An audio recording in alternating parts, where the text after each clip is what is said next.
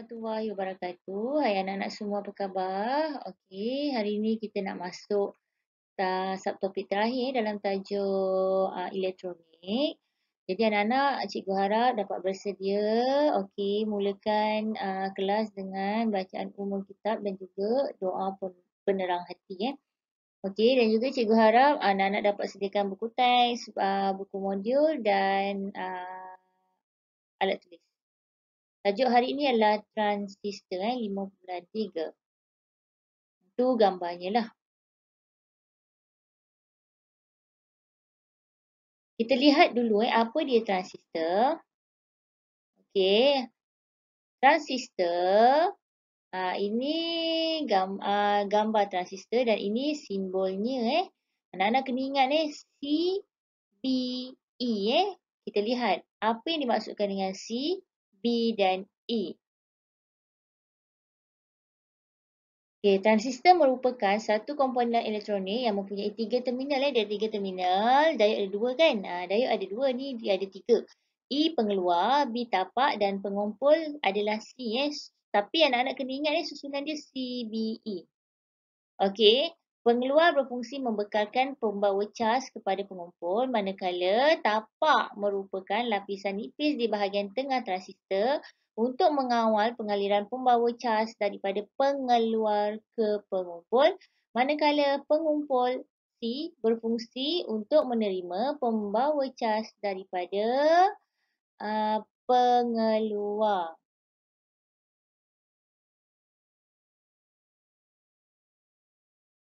Kita lihat seterusnya adalah yang penting dua jenis transistor. Yang ini tolong ingat. Yang pertama kita ada transistor NPN. Yang kedua adalah transistor PNP. Yang anak-anak kena tahu bezakan dia punya arah nak panahnya Okay, untuk gambar rajahnya sama Cuma susunannya NPN PNP. Okey, ini sebenarnya dia ada kaitan dengan simpang. Kalau anak-anak ingat dekat diode ada simpang P dengan N kan? So ini digabungan lah. Okey, seterusnya ini dia punya gambar raja bagi NPN kalau anak-anak perhatikan dekat situ. Okey.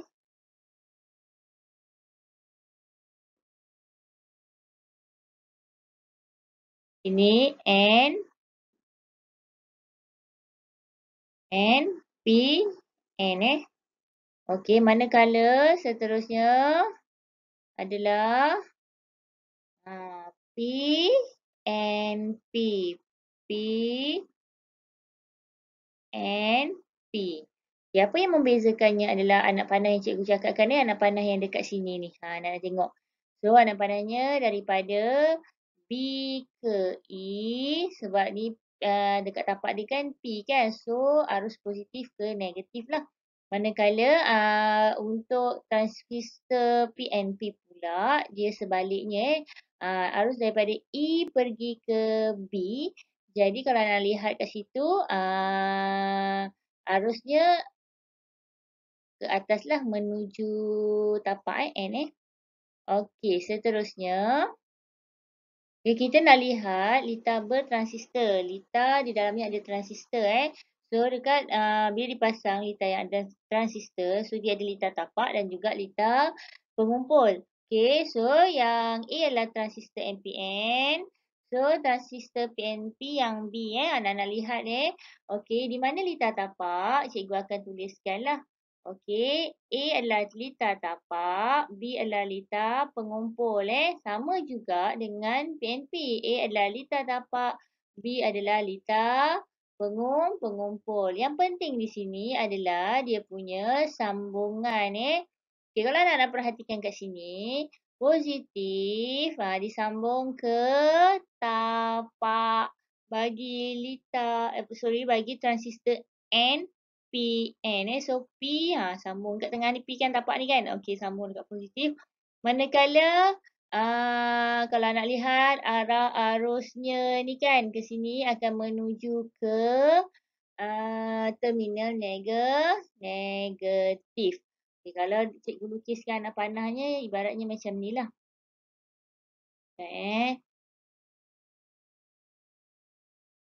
Kalau ni anak panahnya macam ni. Ni pula macam ni. Okey.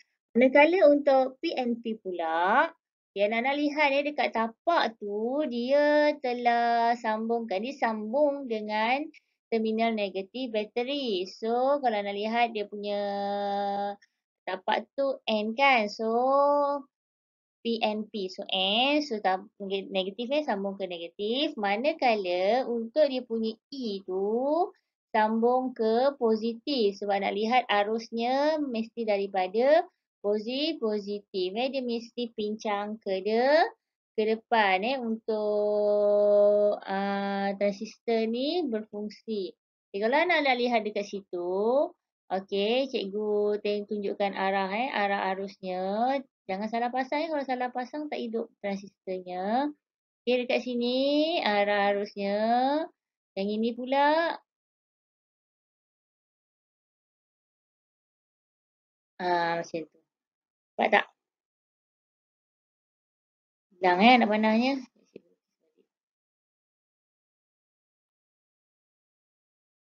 Okey. So, nampak tak perbezaannya? Yang penting nak tahu cara sambungan dia. Yang ini positif ke tapak. Dan ini negatif ke emitter. Okey. Dan untuk PNP sebaliknya. Okey, kita lihat bagaimana transistor ni berfungsi. Okey, kita lihat di sini. Ini contoh transistor NPN sama juga untuk transistor PNP. Okey, di sini kalau anak perhatikan di sini ada satu switch kan. Okey, switch ni dia terbuka, bermaksud switch off Jangan terbalik kalau switch terbuka bermaksud switch off. Okay, bila switch ni terbuka, maka akan dapat dilihat mentol L1 tidak menyala. Sebab apa? Sebab litar tapak di sini tidak lengkap. Tak ada arus mengalir pada litar tapak. Okey, akan tetapi kalau switch ini tertutup iaitu switch on, switch tu. Okey, so tertutup, maka litar tapak tadi akan lengkap sebab dah switch on switch tu. So dia akan lengkap litar tapak di situ.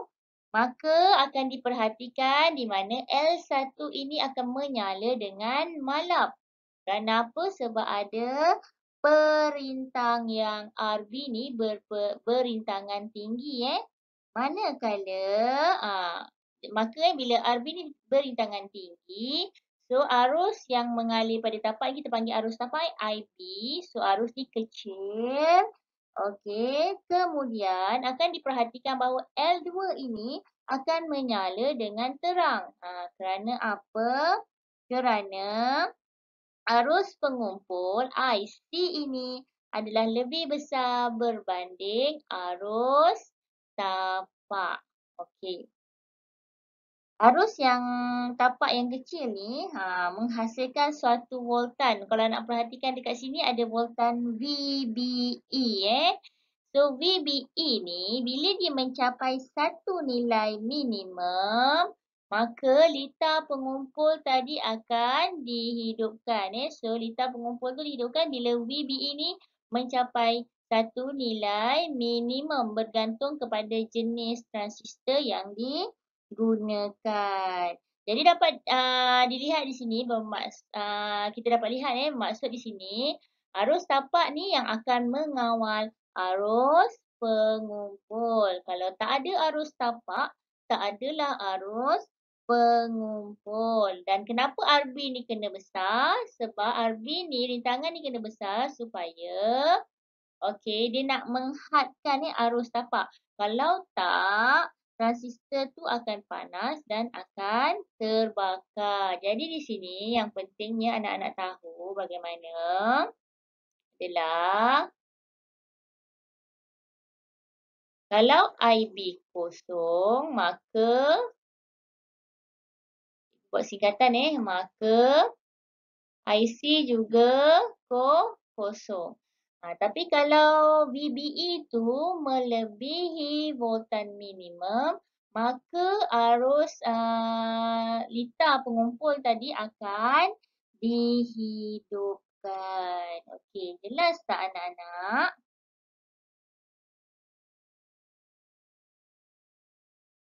Okey, perkara penting yang cikgu nak anak-anak ingat. Okey, yang pertama anak-anak kena ingat. So, terminal-terminal bagi transistor ada pengumpul, tapak, pengeluar dalam bahasa Inggerisnya, kolektor, base dengan emitter. So, anak-anak kena yang keduanya, anak-anak kena tahulah yang mana NPN, yang mana PNP berdasarkan anak panah pada terminal BE. Okey, seterusnya tadi cikgu pun dah sebut di mana. Okey. Apabila IB sama dengan kosong, maka IC akan jadi kosong. Okey, ingat lagi tak? Okey, seterusnya perkara yang kedua adalah, okey, untuk rumus ni okey, yang paling kecil adalah IB, kemudian IC dan yang paling besar adalah IE, di mana IE adalah IB tambah IC. Ini persamaan-persamaan yang penting Okey, ada satu lagi persamaan anak-anak akan belajar kat gandaan arus. Itu nanti kita akan lihat nanti Cikgu harap anak-anak boleh catatlah apa yang penting. Seterusnya kita lihat tentang fungsi transistor. Yang pertama dia adalah amplifier arus, pengganda arus dan yang kedua dia adalah switch automatik. Okay, kalau sebelum ni diode adalah rectifier kan, menukarkan arus ulang-alik kepada arus terus. Manakala kapasitor adalah perata arus. Yang ini kita tambah transistor. Transistor apa dia? Amplifier pengganda arus dan yang kedua dia adalah switch automatik. Kita lihat dulu transistor sebagai amplifier arus. Okey, ini adalah Lita nak menjadikan transistor ni sebagai amplifier arus. Still kita ada Lita tapak dan kita ada Lita pengumpul Kalau di sini anak-anak perhatikan, Lita tapak disambungkan dengan miliammeter 0 hingga 1 miliampere. Perintahnya sangat tinggi 2200 ohm, 2200 ohm Okay, manakala untuk litar pengumpul pula diletakkan miliammeter tapi skalanya lebih besar lah 0 hingga 100 miliampere. Okey, di sini ada bateri 1.5 volt dan di sini ada 6 volt lah. Okey. Berdasarkan eksperimen yang dijalankan okey, so akan dapat nilai seperti yang dinyatakan dalam slide tersebut, anak-anak lihatlah. Okey. So ada berapa nilai tu? Ada 5 nilai kan. Kalau anak-anak perhatikan dekat sini, semua IC tu lagi besar daripada IB. Sebab apa tadi? Sebab IB tadi dia ada perintang yang besar kan. Jadi dia had arus dia. Okey, seterusnya bila kita dapat data dalam jadual, kita akan plotkan graf di mana graf ni macam ni lah Okey, cikgu teruslah pergi pada graf Okey, apa yang diperhatikan pada graf ni, kita plotkan graf arus pengumpul melawan arus tapak. Okey, di situ anak-anak akan lihat kecerunan ini kita akan kira kita ambil 78 kat sini tak ada kan. Ini garis berkadar langsung, garis lurus kan, garis linear. Jadi bila garis linear ambil je pembaris, sambungkan sahaja Itu kelebihan graf garis lurus. Maksudnya anak-anak boleh predict apa yang berlaku walaupun kita tak uji titik tersebut Okey, so kalau 78 bahagi 0.5 akan dapat 156. Apa dia 156 ni? 156 ini adalah beta. Beta itu adalah faktor penggandaan amplifier. So, tak ada unit bagi beta tersebut. Di mana ini bermaksud arus tapak yang bernilai 1 miliampere akan menghasilkan perubahan sebanyak 156 miliampere pada arus pengumpul. Jelas tak anak-anak? Kalau nanti kan periksa dibagi IC melawan IB, anak-anak Dia suruh cari faktor penggandaan amplifier. Anak-anak cari dia punya kecerunan. So, dapatlah faktor penggandaan. Kemudian kita pergi kepada seterusnya. Okey, cikgu nak bagi tahulah tadi satu rumus yang penting kan. Okey, so beta sama dengan I C bahagi I B. Di mana faktor penggandaan tadi adalah arus pengumpul bahagi arus tapak. Okey, perkara seterusnya adalah pembahagi voltan. Kenapa kena ada pembahagi voltan? Sebab dalam 1 liter transistor ni, bekalan kuasa atau bateri dia bekalkan voltan yang tetap kan. Okey, maka transistor ni diperlukan satu beza keupayaan VBE tadi kan, yang melebihi voltan minimum untuk berfungsi. Jadi untuk nak dapatkan beza keupayaan VBE tadi yang kecil ni, mesti gunakan pembahagi voltan. Okey, apa rumus pembahagi voltan yang anak-anak perlu tahu adalah V out, di mana V out ni V output ni sebenarnya gunakan V2. So ni gunakan V output ni, V out sama dengan R2. Ambil R2 sebab dia pada pembahagi ni lah di bawah Okey, R2 bahagi jumlah R1 dan R2 darabkan dengan VE ni, voltan input yang dibekalkan. Okay, ini untuk pengetahuan, VBE yang minimum untuk menghidupkan transistor silikon adalah 0.7 volt, manakala transistor germanium ialah 0.3 volt masing-masing. Okey. Kita lihat pula transistor sebagai switch automatik. Cikgu harap anak-anak dah download lah dan dah lihat latihan cikgu bagi dekat Telegram Okay, di sini ada dua Yang pertama kita light dependent resistor iaitu LDR ataupun bahasa lainnya adalah perintang cahaya lah. Dulu guna PPC tapi sekarang dalam Putex dia guna LDR. Nak ikut je lah Putex Okay, so yang kedua adalah thermistor. Kita lihat sama-sama cikgu akan menerangkan menggunakan latihan yang cikgu bagi itulah dalam Telegram.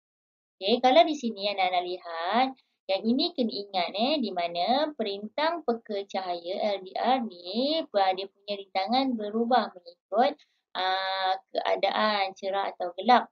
Dalam keadaan gelap, di mana keamatan cahaya rendah, dia mempunyai rintangan yang tinggi. So, bila keamatan cahaya rendah gelap, so dia tinggi. Manakala sebaliknya, dia akan mempunyai rintangan rendah dalam keadaan cerah, keamatan cahaya yang tinggi. Okey, yang kedua adalah thermistor. Ini berkaitan dengan haba. Okey, so haba, so suhu lah. Okey, bila suhu bilik, rintangannya tinggi. So suhu bilik tu kita kategorikan sebagai suhu rendah. Manakala bila suhu meningkat, suhu tinggi contohnya ada kebakaran, so haba meningkatkan suhu, maka thermistor tu mempunyai rintangan yang rendah. Jadi kalau nak perhatikan sini, senang nak ingat. Tinggi, rendah. Rendah, tinggi. Tinggi, rendah, rendah, tinggi. So boleh ingat Okey, kita lihat dulu. Untuk switch kawalan cahaya, anak-anak kena tahu cara nak pasang litar ni. Okey, kalau pembagi voltan tadi, atas dengan bawah dia perintang biasa kan? Okey, jadi bila dah masuk switch kawalan ni, so dekat switch kawalan saya dengan penggerak kawalan suhu nanti, penggerak kawalan suhu. Okey, so dekat kawalan cahaya ni kita ubahlah gunakan LDR. Kalau dekat nak gunakan thermistor nanti penggerak kawalan nanti suhu. Okey, so kat sini kita masukkan perintang peka cahaya dekat bawah divider yang bawah anak-anak ingat. Okey, di mana kita lihat penerangan dalam cahaya gelap, rintangan LDR akan menjadi apa? Tinggi ke rendah? Gelap, keamatan rendah. Jadi dia akan menjadi tinggi rintangan dia. Bila tinggi di sini akan ada VLDR lah, VBE ni yang asal VBE kita panggil VLDR lah sebab dia dekat bawah ni kan. So VLDR akan menjadi tinggi. Okey, so akan melebihi 1 voltan minimum. Pada masa ini arus tapak bukanlah sifar. Bila arus tapak bukan sifar, maka transistor ni akan dikatakan switch on iaitu dihidupkan. Dan bila transistor dihidupkan, lampu ni akan menyala. Bila lampu akan menyala? Pada waktu gelap iaitu pada waktu malam. Okey, manakala waktu siang pula, okey anak-anak lihat. Okey, masih lagi lita yang sama pada waktu siang. Cahaya terang. Jadi dia sebaliknya, bila cahaya terang, keamatan cahaya tinggi, rintangan LDR tadi menjadi rendah. Jadi voltan di sini akan rendah juga. Manakala bila rendah dia kurang daripada voltan minimum, maka arus tapak akan kosong. Dia tak mampu nak provide arus dekat litar pengumpul. Bila arus tapak kosong, transistor dikatakan tidak dihidupkanlah. Okey, manakala bila tak ada transistor, bila transistor tidak dihidupkan, maka tak adalah arus pada litar pengumpul. Maka mentol yang dekat litar pengumpul tadi tidak menyala. Okey, maksudnya bila siang tak nyala lah. Sebab ada cahaya matahari. So ini digunakan dalam apa ni? Dalam lampu jalan automatik. Kalau nak lihat pagi-pagi bila misalnya sama-sama gelap-gelap pagi, cahaya tak cukup, lampu jalan masih menyala kan. Tapi bila dah terang, lampu dia automatik tertutup. So inilah jawapannya kenapa kalau nak bertanya sebelum ni lah. Okey, seterusnya kita lihat penggera kawalan suhu. Kita lihat tadi. Okey, kita gantikan perintah. Tapi anak-anak kena ingat yang kita gantikan adalah perintah di atas tadi dengan termistor. Kalau LDR tadi di bawah. Okey, yang termistor di atas. Sebab apa? Sebab dia bergantung kepada bila masa rintangannya tinggi atau rendah tu lah. Sebab tu kita pasang mengikut keperluan. So dekat sini kita nak perlukan bila suhu tinggi, transistor tu on, kita nak perlukan tu. Supaya apa? Contoh kalau dekat penggera kebakaran, bila suhu tinggi dia berbunyi. Kalau pasang terbalik, tak lagi nanti tak ada apa-apa pun berbunyi je. Bila terbakar dia senyap pula. Okey. Tapi dekat sini kalau anak perhatikan, dia gunakan mentol. Sebab apa? Dia nak bagi senang faham. Nanti mentol menyala. Tapi kalau anak-anak nak lukis penggera kebakaran pun bolehlah alam di sini. Okey, seterusnya kita lihat. Pada suhu yang tinggi, okey panas waktu panas. Okey, suhu tinggi rintangan termistor adalah rendah. Di sini rintangan rendah. Okey, bila sini rintangan rendah, voltan dia juga merentasi termistor akan rendah lah, voltan rendah. Okey, manakala bila atas ni voltannya rendah, mengikut pembahagi voltan kan. So bawah ni voltannya akan tinggi, melebihi voltan minimum. Membolehkan arus tapak adalah, maksudnya IB tidak sama dengan sifar. Maka bila IB tidak sama dengan sifar, transistor akan dihidupkan dan lampu menyala. Kalau letak penggera kebakaran, lampu akan, penggera tu akan berbunyi. Okey, seterusnya.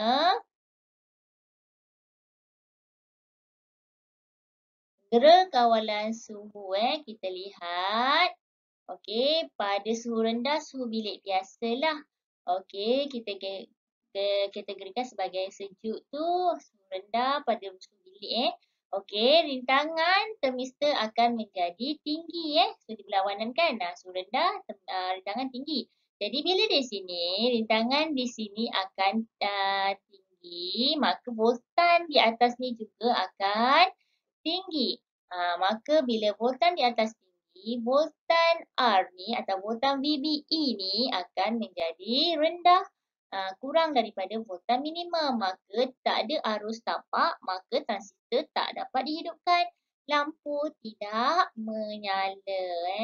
Okey, kalau letak penggera kebakaran tu senyap je dah tak Okey, jelas tak anak-anak? Cikgu harap anak-anak boleh ingat benda ni sebenarnya simple. Tapi kalau anak-anak lihat dalam teks keterangannya panjang kan. Jadi mungkin rasa benda tu susah.